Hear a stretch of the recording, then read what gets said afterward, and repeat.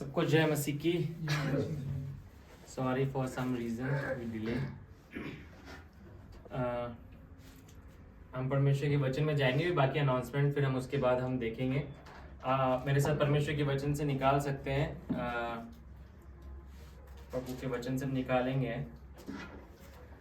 पहला इतिहास हम निकालेंगे book of chronicles chapter 4 versus 9 to 10 हम पढ़ेंगे। पहला इतिहास उसका हम जो है 4वां अध्याय निकालेंगे और उसका 9 पद और उसका 10वां पद हम पढ़ेंगे।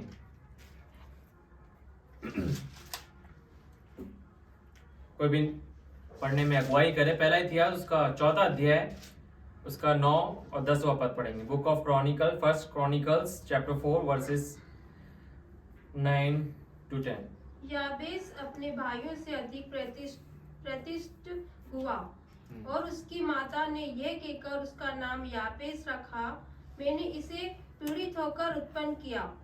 याबेस ने इस्राएल के परमेश्वर को यह कहकर पुकारा, भला होता कि तू मुझे सचमुच आशीष देता और मेरा देश बढ़ाता और तेरा हाथ मेरे साथ रहता और तू मुझे बुराई से ऐसा बचा रखता कि मैं उससे पीड़ित न होता। और जो कुछ उसने मांगा वे परमेश्वर ने उसे दिया। अब यहाँ पे जो है याबेस की प्रार्थना के विषय में जो है दे रखा है, और आज हम जो है इस संडे को कुछ भाग जो है हम याबेस की प्रार्थना से संबंधित जो है हम देखेंगे, और नेक्स्ट संडे भी हम इससे रिलेटेड कुछ बातों को हम देखेंगे। यहाँ पर लिखा हुआ याबेस अपने भाइयों से अधिक प्रतिष्ठित हुआ और उसकी माता ने यह कहकर उसका नाम याबेस रखा, मैंने इसे पीड़ित होकर उत्पन्न किया, है ना। अब याबेस की प्रार्थना के विषय में हमने बहुत सारी बातों को जो है प्रभु के सेवकों के द्वारा जो है हमने या आर्टिकल्स के द्वारा हमने सीखने का या सीखा भी होगा या प्रयास किया होगा, मगर आज हम याबेस के जीवन से उसकी प्रार्थना के द्वारा जो है हम कुछ बातों की ओर अपने ध्यान को हम लगाएंगे। और यहाँ पर जो है पहली बात जो देखने में आती है वो उसका नाम ही है। उसका नाम क्या है? याबेस, है ना। और याबेस का मतलब क्या है? जैसे वचन में लिखा हुआ है कि उसकी माता ने याबेस क्यों रखा? पीड़ित होकर। क्योंकि उसकी माँ ने उसे क्या करके, कैसे पीड़ा में के साथ उसे जन्म दिया है। अब पहला सवाल ये है, कौन सी ऐसी माँ है जिसने अपने बच्चों को जो है बिना पीड़ा के जन्मा होगा, है ना। बिना पीड़ा के जन्मा होगा। शायद ही ऐसी कोई माँ होगी जो इस बात की गवाही दे सकती है कि मेरे इस समय में ऐसे ड्यूरेशन के अंदर मुझे कोई पीड़ा नहीं हुई। बहुत सारी पीड़ाएं जो है स्त्रियों को ऐसे समय में होती हैं, चाहे वे उनको उल्टी होना हो, चाहे कुछ भी बातें हो सकती है, दर्द होना हो या जी घबराना हो, भूख ना लगना हो, या बहुत सारी बातों को हम जो है डिफाइन कर सकते हैं, बोल सकते हैं। याबेस की माँ जो है उसका नाम कैसे रख रही है? अपने पीड़ा के अनुसार उसे वो नाम दे रही है ना, पीड़ा के अनुसार। तो जैसे मैंने आपको कहा कि शायद ही ऐसी कोई माँ होगी जिसने अपने बच्चों को जो है बिना पीड़ा के जन्मा होगा, है ना। जब शेफाली एक्सपेक्ट कर रही थी तो मैंने इस बात को देखा कि उसको ईथन के समय में जब हमारा पहला बच्चा हुआ, बेटा हुआ, उसको बड़ी पीड़ा हुई, और ईवा के टाइम में भी उसको बहुत तकलीफें हुई। तो मैंने पर्सनली इस बात को देखा कि एक स्त्री जो है बड़ी तकलीफ में से होके जाती है, और जब एक रचना को अपने जीवन से बाहर निकालती है ना, एक न्यू क्रिएशन को, एक जीवन को बाहर निकालती है, देती है संसार में, वो बड़ी आसानी से नहीं आती है ना। पीड़ा के साथ आती है, तकलीफों के साथ आती है। मगर हम याबेस की जीवन में देख सकते हैं कि उसकी माँ ने उसका नाम अपनी पीड़ा के अनुसार, तकलीफों के अनुसार उसका नाम क्या है? रख दिया, है ना। तकलीफों के अनुसार उसका नाम रख दिया। और कई बार जो होती है हमारी पास्ट की जो तकलीफ होती है, कई बार हमारी प्रेजेंट की जो है वो क्या बन जाती है? आइडेंटिटी बन जाती है। हमारी पास्ट की तकलीफें जो होती है वो हमारी प्रेजेंट की क्या बन जाती है? हमारी पहचान बन जाती है। और याबेस की भी पहचान क्या है? उसका पास्ट बन गया था, क्योंकि उसकी पास्ट में उसकी माँ ने उसे पीड़ा के साथ, तकलीफों के साथ उसे क्या किया? जन्म दिया, है ना। तकलीफों के साथ उसे जन्म दिया, और वो तकलीफ जो उसकी माँ ने सहा, उसके परिवार होके गया, उसकी क्या बन गई? उसकी पहचान बन गई, है ना। कई बार तकलीफें हमारी पहचान बन जाती हैं, है ना। और व्यक्ति जो है अपनी तकलीफों से ये अपनी समस्याओं से, अपनी चुनौतियों से जाना जाता है ना। कई बार हम किसी परिवार को या किसी व्यक्ति को डिनोट करेंगे, उसे बुलाएंगे या आपस में बातचीत करेंगे, तो कई बार हम उसकी तकलीफों के आधार पर उससे बुलाते हैं या बातचीत करते हैं। एक चर्चा का विषय जो होता है, लोगों की बातचीतों का, वार्तालाप करने का, कई बार किसी की तकलीफ बन जाती है ना, कि उसकी तकलीफ से वो पहचाना जा रहा है। और याबेस भी यहाँ पर क्या है, अपनी तकलीफों के कारण जो उसकी माँ होके गई वो पहचाना गया, क्योंकि उसका नाम इस बात को बताया करता था, है ना। कोई भी शायद माँ जो है एक ऐसा नाम नहीं रखेगी, है ना। आज के समय में कोई माँ जब जन्म देती है तो हम क्या देखते हैं, कोई ऐसा नहीं रखेगी तो दुख आ रहा है ना। क्या रखेगी, खुशी रखेगी। बेटी हुई तो खुशी रखेगी, बेटा हो तो क्या रखेगा, आनंद, है ना। तो कहने का मतलब है एक फिलॉसफी है, एक आइडियोलॉजी हमारे जीवन में आती है, एक मतलब एक बात, विचारधारा हमारे अंदर आती है कि हम जो है एक अच्छा कुछ देने की कोशिश करेंगे, मगर उसकी माँ ने उसको क्या ऐसा नाम दिया, ये पीड़ा से मैंने से जन्म दिया है ना। एक परिस्थिति के आधार पर उसको क्या है, एक आइडेंटिटी मिल गई है, एक पहचान उसकी मिल गई है। मगर आज मैं आपको बताना चाहता हूं कि हमारा परमेश्वर जो है बहुत सामर्थी परमेश्वर है। जितना हम सोचते हैं कि हमारा परमेश्वर सामर्थी है, केपेबल है, प्रभु उससे कई अधिक गुना है केपेबल है। आमीन। जितना हम यकीन करते हैं, जितना हम विश्वास करते हैं, जितना हम डिक्लेयर हम करते हैं कि हमारा परमेश्वर जो सामर्थी परमेश्वर है, सिद्ध परमेश्वर है, उससे कई गुना अधिक वो वास्तविकता में है। हमारा मानना थोड़ा होगा या बहुत होगा, मगर वास्तविकता यह है कि उससे कई अधिक बढ़कर जब परमेश्वर हमारे लिए करता है तो हम खुद इस बात को देख के अपने जीवन में चौंक जाते हैं कि परमेश्वर, हमने तो इतना सोचा था मगर तूने हमें इतना हमारे को दे दिया। कई बार हमारे जीवन की गवाही होती है, हमने इस बात को अनुभव किया होगा कि हमने परमेश्वर से जो उम्मीद लगाए रखी थी, खुदा तू हमारे लिए इन कामों को इस रीति से करेगा, मगर जब वो काम हमारे जीवन में होते हैं तो परमेश्वर क्या है, हमें चौंका देता है। क्यों चौंका देता है, हम इस बात की गवाही देते हैं, खुदा तूने हमारी उम्मीद से बढ़कर हमें क्या है, दिया है। जब हमारे एग्जाम में हमारे रिजल्ट आते हैं, हम मेहनत करते हैं, तो कई बार हमारी मेहनत से भी बढ़कर, हमारी परिश्रम से भी बढ़कर, हमारे डिवोशन से बढ़कर, हमारे स्किल, हमारे टैलेंट से बढ़कर हमारे को नंबर मिल जाते हैं। और हम इस बात को सोचते हैं, खुदा हम इस योग्य नहीं थे, हम कैपेबल नहीं थे प्रभु जी। हाँ, हमने भले से मेहनत करी प्रभु जी, मगर हमारी मेहनत इतनी नहीं थी जितने हमें नंबर मिल गए प्रभु, या जितनी अच्छी जॉब हमें मिल गई, या जितनी अच्छी अपॉर्चुनिटी हमें मिल गई, जितना अच्छा हमें जो है एक स्थान हमें मिल गया प्रभु, इस योग्य हम नहीं थे। क्यों? क्योंकि परमेश्वर जो है अपने कामों को करके हमें क्या कर देता है, चौंका देता है ना। और यही याबेस के जीवन में हम देख सकते हैं। बीते दिन जब मैं पढ़ रहा था, इस वचन को मैं पढ़ रहा था, क्योंकि मैं इब्रानियों किताब की मैं अध्ययन कर रहा था, और वहां पे कुछ ऐसी बात मेरे को छू गई, और उसके बाद मैं अध्ययन करना मैंने आरंभ किया।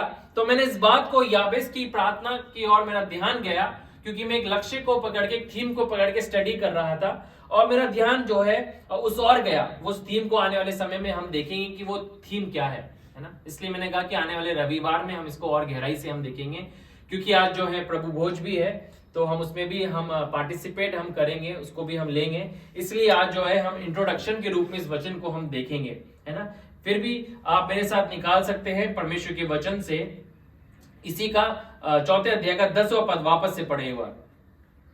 यहाँ पे क्या लिखा है, याबेस ने इजराइल के परमेश्वर को यह कहकर पुकारा। हाँ, अब यहाँ पर याबेस जो है इजराइल के परमेश्वर को यह कह के पुकार रहा है। ध्यान दीजिए, भला होता कि तू मुझे सचमुच आशीष देता, भला होता कि तू मुझे सचमुच क्या है, आशीष देता, और मेरा देश बढ़ाता, हाँ, और तेरा हाथ मेरे साथ रहता, हाँ, और तू मुझे बुराई से ऐसा बचा रखता कि मैं उससे पीड़ित न होता। यानी कि याबेस की प्रार्थना इस बात को बता रही है कि वो ना केवल उसकी माता ने उसे पीड़ा के साथ जन्म दिया, मगर हम देख सकते हैं कि याबेस भी इस बात को अपने जीवन में अनुभव कर रहा है कि वो खुद जो है, जैसा उसका नाम है, उसने अपने जीवन में अनुभव भी किया, है ना। क्या बोल रहा है यहाँ पे, ध्यान दीजिए, भला होता कि तू मुझे सचमुच आशीष देता, है ना। सचमुच तू मुझे क्या करता, मुझे ब्लेस करता, मुझे तू आशीषित करता परमेश्वर, है ना। यानी कि वो किस बात को एक्सेप्ट कर रहा है, ये यहाँ पे ये वचन ये बातें दे रखी है, वो क्या बता रहा है कि सचमुच तू मुझे क्या करता, आशीषित करता। तो इसका मतलब क्या है मुझे बताइए। यानी कि वो सिंपल सी एक ही लॉजिक है, कोई ये बोल रहा है कि तू सचमुच मुझे आशीषित करता, तो यानी कि वो आशीषित नहीं है ना। इसके आगे क्या लिखा हुआ है, पढ़िए। और जो कुछ उसने मांगा, नहीं, उसके बाद आशीषित कर, आशीष देता, उसके बाद और मेरा देश बढ़ाता, और मेरा देश बढ़ाता, है ना। मेरा देश क्या करता, मेरा देश बढ़ाता, है ना। यानी कि उसकी टेरिटरी भी क्या है, टेरिटरी क्या है, छोटी है, लिमिट में है उसकी, है ना। याबेस की प्रार्थना को हम अधिकतर इस बात में सुनते हैं कि याबेस के बारे में बताया जाता है, कहा जाता है कि याबेस ने जो है अपने टेरिटरी के लिए भी प्रार्थना करी कि मेरा जो है टेरिटरी जो है मेरी क्या है, देश जो है वो बढ़ जाए। और जब भी देश बढ़ाने के विषय में या बढ़ोतरी के विषय में जब हम प्रार्थना करते हैं तो इसी संबंधित हम प्रार्थना करते हैं। याबेस की दुआ से मिलाकर हम दुआ करते हैं कि हमारी भी जो है, हमें भी तू बढ़ा, है, हमारी टेरिटरी को भी तू बढ़ा, है ना। और क्या लिखा हुआ है, और तेरा हाथ मेरे साथ रहता। ये बात क्या कह रहा है याबेस कि तेरा हाथ मेरे साथ रहता। यानी कि क्या परमेश्वर का हाथ याबेस के साथ नहीं है? क्या परमेश्वर ने याबेस को छोड़ रखा है? क्या परमेश्वर ने याबेस को पूरी रीति से त्याग दिया है? याबेस इस प्रकार की बातों को दुआ में कैसे बोल रहा है? कई बार हमारी प्रार्थना याबेस से संबंधित जो होती है केवल आशीष से संबंधित होती हैं, मगर उसकी प्रार्थना की अगर हम ध्यान दिया जाए तो वो कह रहा है कि खुदा मैं जो मांग रहा हूं, मैं जो बोल रहा हूं, अभी मेरे पास नहीं है परमेश्वर, मेरे पास वो चीज दिख नहीं रही मुझे परमेश्वर, मेरे लिए वो बातें हुई नहीं है परमेश्वर, है ना। याबेस क्या बोल रहा है, मेरा देश बढ़ाता, यानी कि उसका देश जो है बड़ा नहीं है ना, उसकी टेरिटरी अभी बहुत छोटी है। मैं आज आपको बताना चाहता हूं कि क्या पता हमारे अंदर भी ये लड़ाई कहीं ना कहीं चल तो नहीं रही खुदा, कि हमारी टेरिटरी जो है, जो जगह तूने हमें दी है, जिस स्थान की तूने के ऊपर हमें प्रभुता करने के लिए हमें बुलाया खुदा, वो छोटा स्थान है परमेश्वर। तूने हमें बहुत कामों के लिए करने के लिए बुलाया, मगर जो काम अभी हमारे पास है वो बहुत थोड़े हैं प्रभु, है ना। तूने हमारे पास बहुत हमें राज्य करने के लिए बुलाया है। प्रभु के वचन में क्या लिखा हुआ है, प्रकाशित वाक्य 5 अध्याय के 10वें पद में लिखा है कि परमेश्वर ने हमारे को यीशु मसीह के द्वारा हमें क्या करने के लिए बुलाया, इस पृथ्वी के ऊपर राज्य करने के लिए बुलाया है। मगर हम तो राज्य नहीं कर रहे प्रभु, है ना। अभी हम कैसा जीवन जी रहे, गुलामी का, है ना, दासत्व का जीवन जीते हैं कई बार, है ना। हमारे अंदर खुद के अंदर ही लड़ाई चलती है। प्रभु तूने हमें महान कामों के लिए बुलाया प्रभु, मगर अभी हम कुछ भी नहीं कर पा रहे, कुछ अनुभव नहीं कर पा रहे। तूने हमें चंगा कर दिया, मगर फिर भी हम बीमारी के बिस्तर में पड़े हुए हैं। कई बार ऐसे विचार हमारे पास आते हैं। एक व्यक्ति को मैं जब ये बातें शेयर कर रहा था, कई साल पहले की बात है, तो उसने बोला कि आप बता रहे हो, मैं कई बार मैं भी इस बात को बोला करता था, बट मैं अभी भी बीमारी की अवस्था में मैं पड़ा हुआ हूं, मैं कब ठीक हूंगा, है ना। मैं इन बातों को मैं भी बोलता हूं। आपने जो मुझे बोला कि यीशु मसीह के कोड़े खाने के द्वारा हम चंगे हो गए हैं, तो मैं तो अभी भी बीमार पड़ा हूं, है ना। नकारात्मक बातों से गिर जाते हैं, नकारात्मक विचारधाराओं से गिर जाते हैं। क्यों गिर जाते हैं? क्योंकि परिस्थिति ऐसी है ना। याबेस भी इस तरीके की बातों को बोल रहा है ना। और क्या बोलता है वो, और तू मुझे बुराई से बचा रखता कि मैं उससे पीड़ित ना होता। यानी कि वो पीड़ित है। क्या है वो? पीड़ित है वो, है ना। पीड़ा में पड़ा हुआ है, तकलीफ में पड़ा हुआ, और तकलीफ में पड़े पड़े क्या है, वो परमेश्वर से बातें कर रहा है ना। मैं हमेशा इस बात को बोलता हूं, और इस बात को स्वयं इस बात को अपने अंदर रखने की कोशिश करता हूं कि जब हम तकलीफ में से होकर जाते हैं, सबसे पहला हम क्या करते हैं, हम किससे बातचीत करते हैं? क्या हम खुदा से बातचीत कर रहे हैं या लोगों से कर रहे हैं, है ना। जब हम स्वयं तकलीफ में, हम किसको बोल रहे हैं? तुरंत हमारे पहला नाम हमारे जीवन से क्या निकला है? हमारे मम्मी, हमारे पापा, हमारे रिश्तेदार निकल रहे, या खुदा निकलता है? खुदा तुम्हारी परिस्थितियों को जानता है, तू हमें इससे बाहर निकाल प्रभु, है ना। और जब हम खुदा को चुनते हैं पहले, तो परमेश्वर ही हमारे को क्या करता है, इन दी एंड खड़ा भी करके दिखाता है हमारे को। और याबेस के साथ भी परमेश्वर ने यही किया। लास्ट टाइम मैंने पिछले 2-3 रविवार से मैं एक बात को बार बार कहने की कोशिश कर रहा था, वो यही कि कई बार जब हम तकलीफ में होते हैं, हमारा ध्यान संसार में होता है, और संसारिक बातों में होता है, संसारिक माध्यमों में होता है कि उसके द्वारा हम आत्मिक जीवन को जी लेंगे और लड़ाई भी लड़ लेंगे। ऐसा नहीं कर सकते हम, आत्मिक जीवन की लड़ाई को हम आत्मिक रीति से ही लड़ सकते हैं और जी सकते हैं। हम संसारिकता को इस्तेमाल करके, संसारिक के चीजों को इस्तेमाल करके आत्मिक जीवन का आनंद नहीं उठा सकते, है ना। और हम क्या करते हैं, जब भी हम संसार को देखेंगे क्या होगा, हम डिप्रेस हो जाएंगे, है ना, कि उसके जीवन में ये काम हो रहा है, उसके जीवन में ऐसा हो रहा है, उसके जीवन में ऐसा, उसके बच्चे ऐसे, उसकी पत्नी ऐसी, उसका पति ऐसा है, उसके पास ये प्रॉपर्टी, उसके पास बड़ी कलीसिया, उसके पास ये है, ये है, लोग है। हम क्या हो जाएंगे, डिप्रेस हो जाएंगे। यार उसके लिए हो रहा है, हमारे लिए तो हो ही नहीं रहा। शायद उसके पास इतना डेडिकेशन नहीं है खुदा, शायद उसने उतना समर्पण उसके जीवन में नहीं होगा प्रभु, उतने सैक्रिफाइस उसने नहीं किया होगा प्रभु। हमने तो बहुत कुछ करा है प्रभु, हमारे लिए तो कुछ नहीं हुआ प्रभु। तो हम क्या करेंगे, कंपैरिजन हमारे अंदर आ जाएगा, है ना, और फिर हम क्या करेंगे, निराश हो जाएंगे।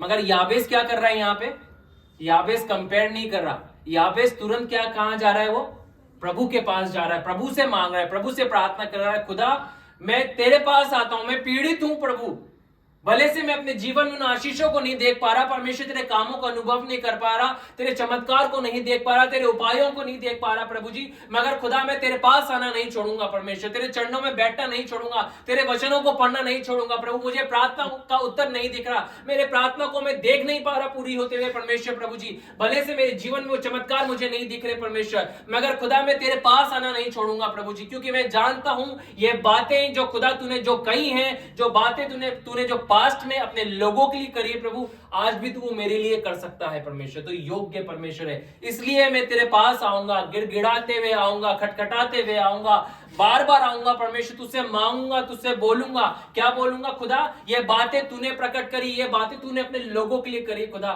इसलिए मैं तेरे पास आऊंगा प्रभु जी, तू मेरे लिए भी करके दिखा प्रभु।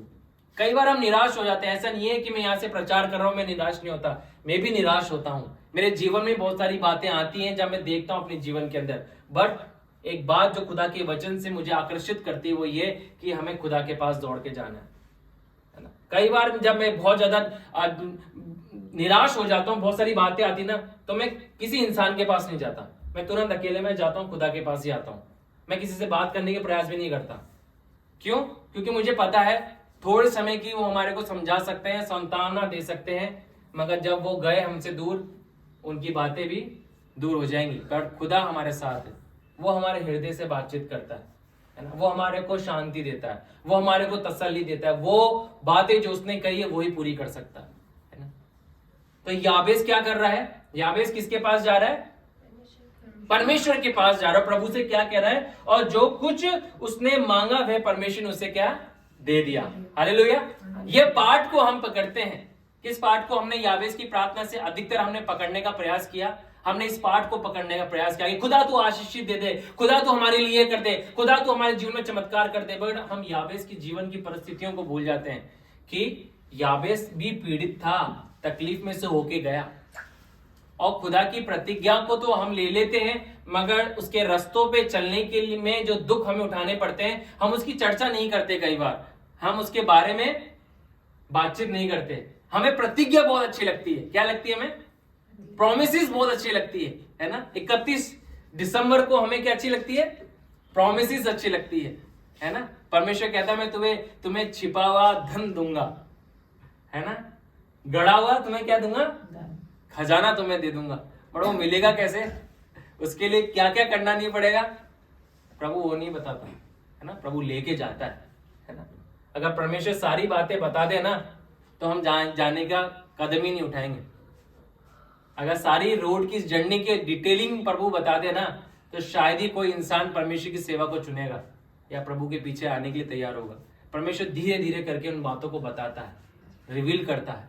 परमेश्वर ना केवल प्रभु प्रतिज्ञा देता है, मगर परमेश्वर उन बातों में से होके जाने देता है और खुद भी जाता है। और याबेस जो पीड़ित हुआ, उसने परमेश्वर से प्रार्थना करी, प्रभु के पास वे गया, परमेश्वर ने उसके लिए क्या किया, और जो कुछ उसने मांगा वे परमेश्वर ने उसे दे दिया। हालेलुया। इस और हमारा ध्यान जाएगा कि परमेश्वर ने उसकी प्रार्थना को सुना, प्रभु ने उसे आशीषित किया, प्रभु ने उसकी पीड़ाओं को दूर कर दिया, प्रभु ने उसकी टेरिटरी को बढ़ा दिया, उसके देश को बढ़ा दिया, प्रभु ने उसको प्रतिष्ठित कर दिया, परमेश्वर ने उसको सामर्थ्य जन बना दिया। हमारा इस और ध्यान जाएगा, है ना। कभी हमारा ध्यान पीड़ा पे उसके प्रोसेस में से नहीं जाता, है ना, मगर परमेश्वर ने उसको क्या करा, ब्लेस कर दिया। इस और हमारा अधिक क्या है, ध्यान जाता है है ना। मगर आज एक बात मैं आपको बताना चाहता हूं कुछ उदाहरण के द्वारा कि आप निकाले परमेश्वर के वचन से मेरे साथ, कोई भी निकाले यूहन्ना की इंजील उसका 9वां अध्याय उसका पहला दूसरा पद पढ़े। देखिए यहाँ पे क्या लिखा हुआ है। आज एक प्रतिज्ञा के विषय में मैं आपसे बातचीत करना चाहता हूं। यूहन्ना की इंजील उसका 9वां अध्याय उसका पहला और उसका दूसरा पद हम पढ़ेंगे। जाते हुए उसने एक मनुष्य को देखा जो जन्म से अंधा था। हाँ, अब यहाँ पर हम देख रहे हैं और जाते हुए उसने एक मनुष्य को देखा जो जन्म से क्या है, अंधा है। और उसके चेलों ने उससे पूछा, हे रब्बी, किसने पाप किया था कि ये अंधा जन्मा, इस मनुष्य ने या उसके माता पिता ने? हाँ, अब यीशु मसीह से चेले जो हैं सवाल कर रहे हैं, हे रब्बी किसने पाप किया, इसने पाप किया या इसके माता पिता ने पाप किया? यीशु मसीह ने क्या किया? तीसरे पद में क्या कहा? यीशु ने उत्तर दिया, ना तो इसने पाप किया था ना इसके माता पिता ने। हाँ, यीशु मसीह ने क्लियर कर दिया, तकलीफें पापों के आधार पे नहीं आती हैं। ये बेटा जो जन्म से क्या है, अंधा है, अंधा है। दोबारा से स्टार्टिंग में पढ़ना, क्या लिखा हुआ है? जाते हुए पहले पद से जाते हुए उसने एक मनुष्य को देखा जो जन्म से अंधा था। उसके चेलों ने उससे अब यहाँ पर आप ध्यान दे रहे हैं, मैं और भी पदों को खुलवा के पढ़वाऊंगा आपके लिए कि हम देखेंगे कि हमारी तकलीफ हमारी पहचान है। क्या है हमारी तकलीफ? हमारी क्या है? हमारी पहचान है। कैसे तकलीफ पहचान है? यहाँ पे इस व्यक्ति का नाम ही नहीं दिया जा रहा। क्या बोल रहे हैं इसको? ये कौन है? ये जन्म से अंधा है और उसका अंधापन, उसकी तकलीफ क्या है? उसकी क्या है? पहचान है। ए अंधे व्यक्ति जरा, है ना, उसका नाम भी तो होगा, उसका कुछ नाम तो रखा होगा उसके माँ बाप ने, उसके प्रियों ने, उसके भाइयों ने, उसके दोस्तों ने, उसकी बहन ने, किसी ने तो उसका नाम रखा होगा। कोई हमारी तकलीफ से हमारे को बुलाए तो हमें कैसा लगेगा? कैसा लगेगा? बुरा लगेगा ना यार। हमारी तकलीफ से हमारी परिस्थिति के आधार पर हमारी पहचान हो रही है। आत्मा रो जाएगी, है ना। और भी पढ़े, देखिए निकाले प्रेरितों का काम उसका 3रा अध्याय निकाले, पहले पद से पढ़ना आरंभ करें। प्रेरितों का काम उसका 3रा अध्याय। पतरस और यूहन्ना तीसरे पहर प्रार्थना के समय मंदिर में जा रहे थे और लोग एक जन्म के लंगड़े को ला रहे थे। आप देख रहे वहां पे जन्म का क्या है? वहां पर अंधा है और यहाँ पे लंगड़ा है। इसका भी नाम नहीं ले रहे। क्या बोल रहे? लोग एक जन्म के लंगड़े को ला रहे हैं। पवित्र आत्मा क्यों स्पेसिफिकली इस तरह से लिखवा रही है? कई बार मेरा ध्यान जाता है, खुदा तूने इस तरह से क्यों लिखाया? क्या उसका कोई नाम नहीं था? प्रभु परमेश्वर हमारे को सीखने में मदद करता है कि कई बार हमारी तकलीफ हमारी पहचान बन जाती है, हमारे स्ट्रगल हमारी पहचान बन जाते हैं, हमारी बीमारी हमारी पहचान बन जाती है, हमारी समस्या, हमारे चैलेंजेस हमारी क्या बन जाती है? हमारी पहचान बन जाती है। मगर खुदा एक वायदा कर रहा है कि वो तकलीफ तुम्हारे जीवन में मेरे उद्धार के काम को रोक नहीं सकेगी। वो तकलीफ, वो बीमारी तुम्हारे जीवन में मेरे सामर्थ्य कामों को रोक नहीं सकेंगी। मैं जो ठहराता हूं, जो मैं कहता हूं, जो मैंने सोचा है, वो जीवन की तुम्हारी कोई भी दशा जो है उसे पूरा होने से रोक नहीं सकती है। हालेलुया। हमारा परमेश्वर सामर्थ्य है।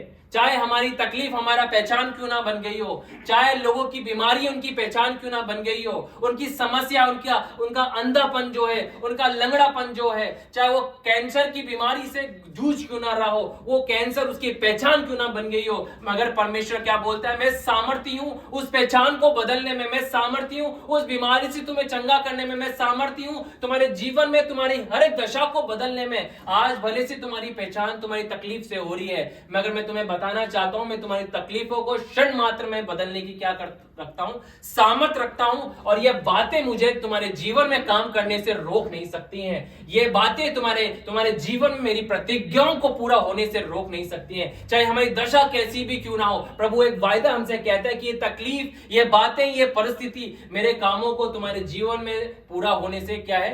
रोक नहीं सकती। जो मैंने ठाना है, जो मैंने ठहराया है, उसे मैं पूरा करने की सामर्थ में रखता हूं, है ना। परमेश्वर आज बातें हमें बता रहा है। याबेस तेरी पीड़ा जो है मेरे काम को क्या है, रोक नहीं सकती है। याबेस तेरी जो छोटी भूमि जो है, तेरी टेरिटरी भले से छोटी क्यों ना हो, मगर वो मेरे महान कामों को, वो मेरे बड़े कामों को, वे मेरे बड़े उपाय को तेरे जीवन में पूरा होने से क्या है, रोक नहीं सकती हैं। आज हमारी तकलीफें कैसी भी क्यों ना हो, परमेश्वर का वचन हमारे को क्या प्रतिज्ञा दे रहा है, ये बातें तुम्हारे जीवन में मुझे काम करने से क्या है, रोक नहीं सकती हैं। आमीन। जब परमेश्वर ठान लेता है कि मैं तुम्हें आशीष दूंगा, तो ये संसार पूरा जोड़ लगा ले, अंधकार की शक्तियां जोड़ लगा ले, दुष्ट आत्माएं जोड़ लगा ले कि वो हमें आशीषित होने से रोक दे, वे हमें रोक नहीं पाएंगी खुदा की ओर से आशीषित होने से। आमीन। क्योंकि हमारा परमेश्वर सामर्थी है उन बातों को हमारे जीवन में पूरा करने के लिए। याबेस की मां ने उसे पीड़ा में होके जन्म दिया, मगर उसकी पीड़ा, उसका नाम जो उसकी पहचान बन गई थी, प्रभु ने क्या किया, क्षण मात्र में उसे प्रतिष्ठित क्या बना दिया, एक व्यक्तित्व, एक पुरुष, एक इंसान उसे बना दिया। सब भाइयों में से सबसे सर्वश्रेष्ठ क्या है, उसे बना दिया। यूसुफ के भाइयों की नफरत क्या है, यूसुफ के दर्शन को रोक नहीं सकी। आमीन। उसके दर्शन को मार नहीं सकी। उसके अपनों ने उसे मारने का प्रयास किया, उसके भाइयों ने उसे मारने का प्रयास किया, उसे गड्ढे में गिरा दिया, मगर वो परमेश्वर के काम को क्या है, रोक नहीं सकी, है ना। झूठे इल्जाम उसके ऊपर लगाए गए। पोतीफार की पत्नी ने उसके ऊपर इल्जाम लगाया, इसने मेरे साथ जो है जबरदस्ती करने का प्रयास किया, उसे जेल में ठहरा दिया गया, रख दिया गया। वो जेल जो है परमेश्वर के हाथ को क्या है, रोक नहीं सका, है ना। परमेश्वर सामर्थ्य है। हमारे जीवन की, हमारी परिस्थितियों से बढ़कर परमेश्वर की प्रतिज्ञा है। हालेलुया। बोले मेरे जीवन से, मेरे जीवन की परिस्थिति से बढ़कर, बोले मेरे पीछे, मेरे जीवन की परिस्थिति से बढ़कर मेरे परमेश्वर की प्रतिज्ञा है, है ना। ये है परमेश्वर का काम। कई बार हमारे जीवन की परिस्थितियां जो है, हमारे जीवन में हमारे को ऐसा दिखाएगी खुदा कि नहीं खुदा, दैट्स इनफ लॉर्ड।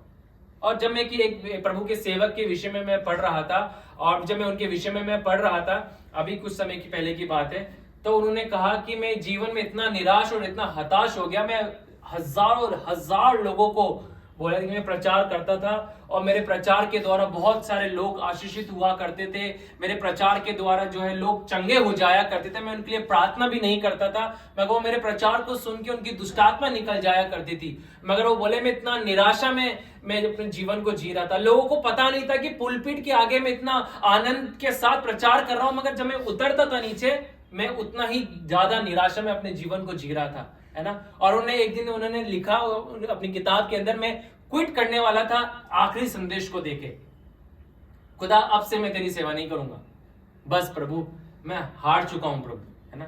और वो जा रहे थे, और जब वो जा रहे थे तो एक लेडी आई, और उन लेडी ने कहा कि मेरी तकलीफ ऐसी थी कि सब डॉक्टरों ने क्या करा, मना कर दिया, मगर जो है आपने प्रचार जब आप कर रहे थे, आज से मेरे को पता नहीं, शायद 10 या 15 साल पहले की बात बता रहा हूँ, वो 10 से 15 साल बाद उस लेडी वो उस प्रचारक से मिली और बोली तब जाके मेरे को परमेश्वर ने उस समय में कुछ हुआ था, और आज मैं जिंदा आपके पास आई हूँ। 15 साल लगे उस लेडी को उस प्रभु के सेवक के पास आने के लिए, बट प्रभु ने राइट टाइम पे उसके पास पहुंचाया। जब वो निराशा में सब छोड़ने के लिए तैयार था, वो लेडी ने हाथ पकड़ के उसको बोला आपकी प्रार्थना और आपके प्रचार के द्वारा आज मैं जीवित हूं।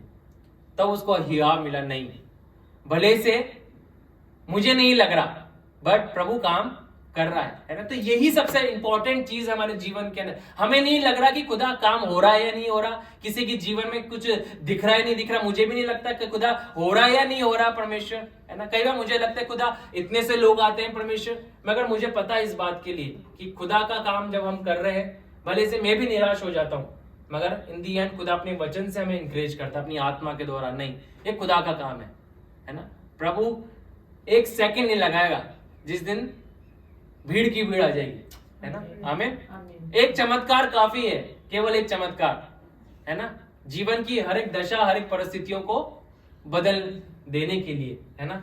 अभी हम क्या देख रहे हैं, डॉली चाय वाला सुन रहे हैं ना, फेसबुक पे बहुत देखा होगा, अभी फेमस चल हो रहा है। वो कौन आया उसके पास, बिल गेट्स आ गया दुनिया का सबसे अमीर इंसानों में से एक इंसान उसके चाय की थड़ी के पास गया, है ना। और उसकी चाय की थड़ी पे जाके वो चाय उसने पी या पता नहीं पिया नहीं पी, मगर वहां पे जरूर गया तो वो फेमस हो गया, है ना। उससे पहले तो शायद इसको कोई पूछता नहीं होगा मगर आज पूरा भारत देश उसको देख रहा है, ना केवल भारत मगर बाहर के लोग भी देख रहे हैं। तो कहने का मतलब ये है, एक पल काफी है प्रभु का हमारे जीवन में उन कामों को कर दे खाने के लिए। तो हमारे जीवन की दशा कई बार हमारी पहचान बन जाती है, मगर प्रभु क्या कह रहा है, तुम्हारी तकलीफ, तुम्हारी समस्या मेरे कामों को तुम्हारे जीवन में पूरा होने से रोक नहीं पाएगी, है ना, रोक नहीं सकती है। अगर मैंने तुम्हारे को ठहरा रखा है कि मैं तुम्हारे को ऊंचाइयों पे लेके जाऊंगा, तो संसार कितना जोर लगा ले हमें नीचे खींचने के लिए, वो हमें नीचे नहीं खींचेगा। थोड़ा समय हमें लगेगा नीचे जा रहे हैं, मगर आपको बताना चाहता हूं कि साइंस की फिजिक्स क्या कहती है, जो जितना नीचे खींचा जाता है रबर बैंड, जितना नीचे खींचा जाएगा उतना ही तेजी से ऊपर भी जाएगा वो। आमीन। हम जितना नीचे खींचे जा रहे हैं, आज हमें लग रहा है कि सब मिलके हमें नीचे खींच रहे हैं, नीचे गिराने का प्रयास कर रहे हैं, जीवन की हर एक परिस्थिति हमें कुचलने का प्रयास कर रही। प्रभु क्या कह रहा है, उतनी ऊंचाइयों से उतनी ऊंचाई पर मैं तुझे लेके जाऊंगा, है ना। आमीन। उतनी ऊंचाई पे परमेश्वर हमारे को लेके जाएगा, तो तैयार रहे जीवन में नीचे जाने के लिए पहले। हालेलुया। क्योंकि जितना नीचे हम जाएंगे, जितना हमें धकेला जाएगा, उतना ही ऊंचा प्रभु हमें क्या इन दी एंड लेके भी जाएगा। ये है परमेश्वर का काम। प्रभु आज इन वचनों के द्वारा हमें क्या है बता रहा है, सिखा रहा है। चाहे कैसी भी दशा तुम्हारे जीवन की क्यों ना हो, वो दशा तुम्हारी पहचान बन गई हो, वो तकलीफ तुम्हारी पहचान क्यों ना बन गई हो, बट मैं आज तुमसे एक वायदा करता हूं, मेरी प्रतिज्ञा तुम्हारी परिस्थितियों से ज्यादा बढ़कर है ना। मेरी चंगाई तुम्हारी बीमारी के हर एक नाम से बढ़कर सामर्थ्य है। चाहे किसी की कोई बीमारी क्यों ना हो, शुगर की बीमारी हो, ट्यूबरक्लोसिस क्यों ना हो, किसी को कैंसर क्यों ना हो, है ना। परमेश्वर का वचन क्या बोल रहा है, मेरा नाम उससे बढ़कर सामर्थ्य है। परमेश्वर महान परमेश्वर है। आज जिस टॉपिक की ओर हम अपने ध्यान को लेके जाएंगे, वो टॉपिक निकाले मेरे साथ, 9वें अध्याय को दोबारा से पढ़ेंगे। याबेस अपने भाइयों से अधिक प्रतिष्ठित हुआ और उसकी माता ने यह कहकर उसका नाम याबेस रखा, मैंने इसे पीड़ित होकर उत्पन्न किया। याबेस ने इस्राएल के परमेश्वर को यह कहकर पुकारा, भला होता कि तू मुझे सचमुच आशीष देता, है ना। अब मेरा जो टॉपिक जो रहेगा आने वाले संडे के लिए भी, वो ये है आशीष, ब्लेसिंग। ब्लेसिंग क्या है, आशीष क्या है ना। याबेस क्या बोल रहा है, तू मुझे सचमुच मुझे ब्लेस करता, आशीष देता। तो आज हमारा सवाल ये है कि आशीष होती क्या है ना, ब्लेसिंग होती क्या है, निकालें। केवल इंट्रोडक्शन के रूप में हम पढ़ रहे हैं, आने वाले संडे को इसको और हम देखेंगे। उत्पत्ति पहला अध्याय निकालें, उत्पत्ति का पहला अध्याय और उसका कोई भी 27वां पद पढ़े, 26 और 27। फिर परमेश्वर ने कहा, हम मनुष्य को अपने स्वरूप के अनुसार अपनी समानता में बनाएं, और वे समुद्र की मछलियों और आकाश के पक्षियों और घरेलू पशुओं और सारी पृथ्वी पर और सब रेंगने वाले जंतुओं पर जो पृथ्वी पर रेंगते हैं अधिकारी रखें। तब परमेश्वर ने मनुष्य को अपने स्वरूप के अनुसार उत्पन्न किया, अपने ही स्वरूप के अनुसार परमेश्वर ने उनको उत्पन्न किया, नर और नारी करके उसने मनुष्यों की सृष्टि की।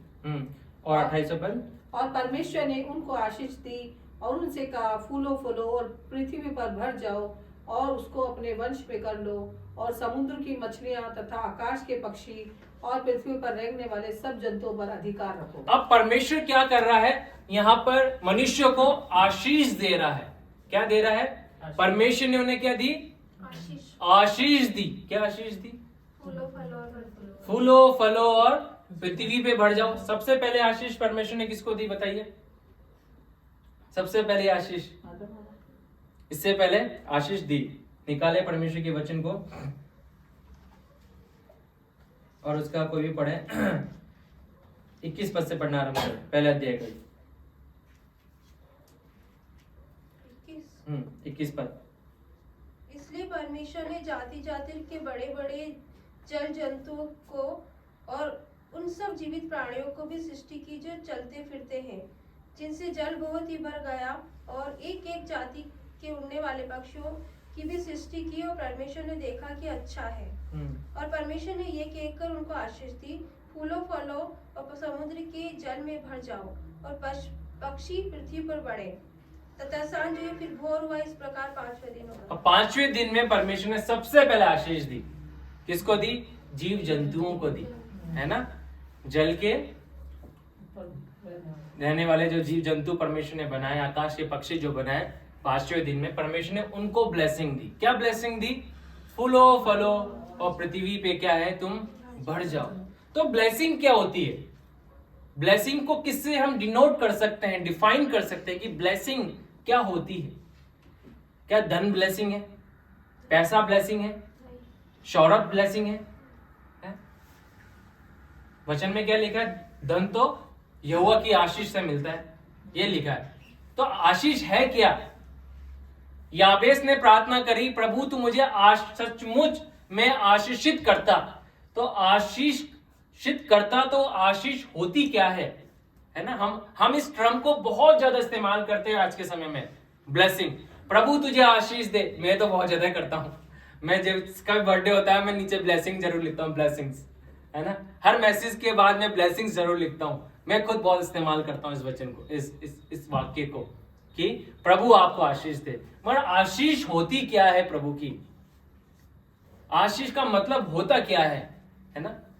अब पहली चीज को देख के हम समाप्त करेंगे, क्योंकि हम प्रभु भोज भी लेंगे। तो पहली बात मैं बताना चाहता हूं ये कि परमेश्वर ने उन प्राणियों को, जीव जंतुओं को आशीष दी, आदम और हवा को भी आशीष दी। क्या आशीष दी? फूलो फलो और पृथ्वी में भर जाओ। तो पहली बात, आशीष जो होती है एक सामर्थ होती है, पावर होती है। क्या होती है? सामर्थ, जो आपके हाथों में आप उसको मल्टीप्लाई करते हो। आमीन। ये आशीष होती है जो आपके हाथों में है, प्रभु वो सामर्थ देता है। यूसुफ ने जिन कामों में अपने हाथों को लगाया, प्रभु ने क्या करा? आशीष दी, है ना। मल्टीप्लाई परमेश्वर करता है, तो वो मल्टीप्लिकेशन की एक आशीष होती है। मगर हम आशीष के बारे में आने वाले रविवार को और गहराई से हम देखेंगे कि प्रभु की आशीष का मतलब क्या होता है। वास्तविकता में इस टर्म को जो डिफाइन, जो बाइबल में किया गया है, क्या आधार से किया गया है कि यहोवा की आशीष क्या होती है ना, प्रभु की आशीष क्या होती है। तो हम इसको हम देखेंगे। प्रभु हम सबको आशीष दे इस वचन के द्वारा। आइए हम प्रार्थना करेंगे, फिर हम प्रभु भोज में हम सहभागी होंगे। और आइए हम प्रार्थना करें। प्रभु जी, हम आपका धन्यवाद करते हैं इस वचन के लिए परमेश्वर, जो यहाँ से बोया गया 30, 60, 100 गुना हम सबके जीवन में फल लेके आने वाला हो सके। प्रभु हम जानते हैं कई बार हमारी पीड़ाएं, हमारी तकलीफ हमारी पहचान बन जाती है प्रभु जी। हाँ परमेश्वर, जैसी भी दशा में, जिन परिस्थितियों में शायद हम अपने जीवन को तकलीफ के साथ जी रहे हो प्रभु, मगर प्रार्थना में करता हूँ परमेश्वर, वो तकलीफें, वो बातें प्रभु जी आपकी प्रतिज्ञा को हमारे जीवन में पूरा होने से नहीं रोक सकती हैं प्रभु जी। आपके वायदे उससे बढ़कर हैं, वास्तविक हैं परमेश्वर पिता। जिन वास्तविकता में आज हम अपने जीवन को जी रहे, खुदा आपका वचन उससे अधिक वास्तविक है प्रभु जी। हाँ खुदा, आपका वचन में लिखा कि जो कुछ देखने में आता है वो यहोवा के, परमेश्वर के वचन से बना हुआ है परमेश्वर प्रभु जी। हाँ परमेश्वर पिता, आपका वचन प्रभु जी इन बातों को जो हम देख रहे हैं उससे अधिक वास्तविक है परमेश्वर पिता प्रभु जी। हाँ प्रभु, मैं प्रार्थना करता हूँ जिन्होंने इस वचन को आज सुना है प्रभु जी, ओ खुदा जो ये वचन को आने वाले समय में सुनेंगे पिता, मैं यही प्रार्थना करता हूँ प्रभु जी, उनकी परिस्थितियां खुदा, उनकी तकलीफ प्रभु जी, आपके वायदों को प्रभु, आपके कामों को उनके जीवन में पूरा होने से नहीं रोक सकती हैं परमेश्वर पिता प्रभु। कोई अंधकार की शक्ति प्रभु जी, कोई दुष्टात्मा है प्रभु जी, कोई प्रधानता है प्रभु जी, आपके महान उद्देश्य को, आपके वचनों को उनके जीवन में पूरा होने से नहीं रोक सकते हैं प्रभु जी, क्योंकि आप सामर्थी परमेश्वर है प्रभु जी। हमें आप पर भरोसा है प्रभु जी, हम आपके पास आते हैं पिता प्रभु जी, हम यावेस के समान आपको पुकारते हैं खुदावन परमेश्वर पिता, और कहते हैं खुदावन परमेश्वर पिता, ओ खुदा तू सचमुच हमें आशीषित करता है प्रभु जी। यावेस ने इस प्रकार की प्रार्थना करी प्रभु जी, हम आपके पास आते हैं और कहते हैं, धन्यवाद देते हैं खुदा कि तूने मसीह यीशु में हमें इब्राहिम की सारी आशीषों को हमारे को दे दिया है पिता प्रभु जी, हमने उसे रिसीव करा है पिता परमेश्वर पिता प्रभु जी। तूने हमें आशीष का मूल होने के लिए बुलाया है पिता प्रभु जी, तूने हमें आशीष का कारण बनने के लिए हमें बुलाया है प्रभु जी। भले से खुदान परमेश्वर पिता अबे वो बातें हमें पूरी होती हुई नहीं दिख रही प्रभु, मगर हम तेरा धन्यवाद करते हैं खुदा कि तूने कामों को हमारे लिए यीशु के द्वारा पूरा कर दिया है पिता प्रभु जी, और यीशु के द्वारा हमारे जीवन के द्वारा पूरा करके दिखाएगा प्रभु। हम तेरा धन्यवाद करते हैं प्रभु जी। आगे के समय को हम आपके हाथों में सौंपते, इस प्रार्थना को यीशु के नाम से मांगते हैं प्रभु, आमीन। आइए हम जो है ऑफरिंग सॉन्ग को हम पहले ले लेते हैं। फिर उसके बाद हम जो है प्रभु भोज में जाएंगे। बताइए, देना।